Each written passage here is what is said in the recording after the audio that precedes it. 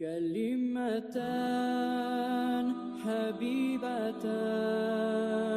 إلى الرحمن خفيفتان. Bismillahirrahmanirrahim. 141. hadis.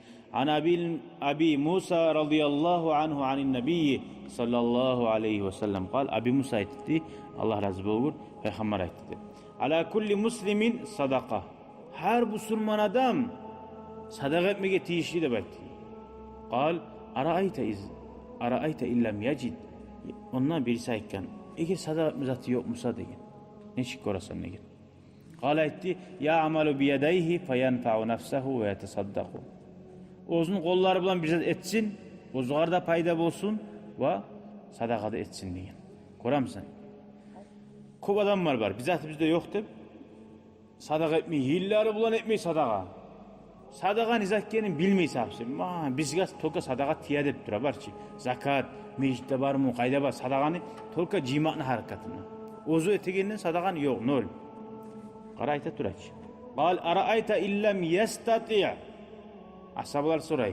Eğer qo'li bilan bizat etib bo'lmay, bajarmagan odam payda etib sadaqa etib bo'lmay, Alloh uchun birov ko'mak etib. Qala yu'inu zal hajatil malhuf.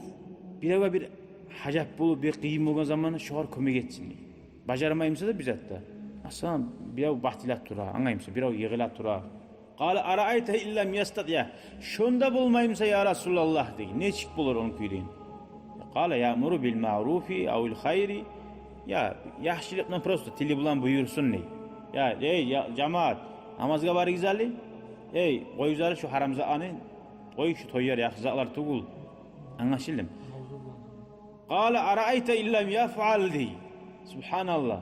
O vaqti birisi ayta ya şunu da etmese degan. Şunu da etmiyor adam.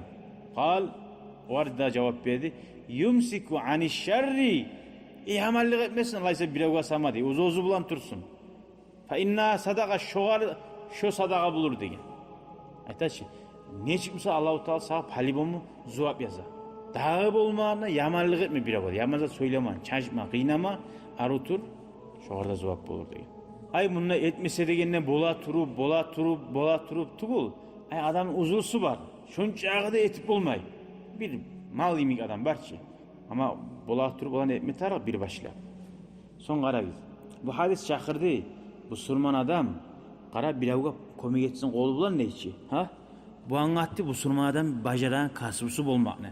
Bir kasbiga o'rgansin. Qarali nechki har zotda teran ma'no bor. Bu hadis anlatdi.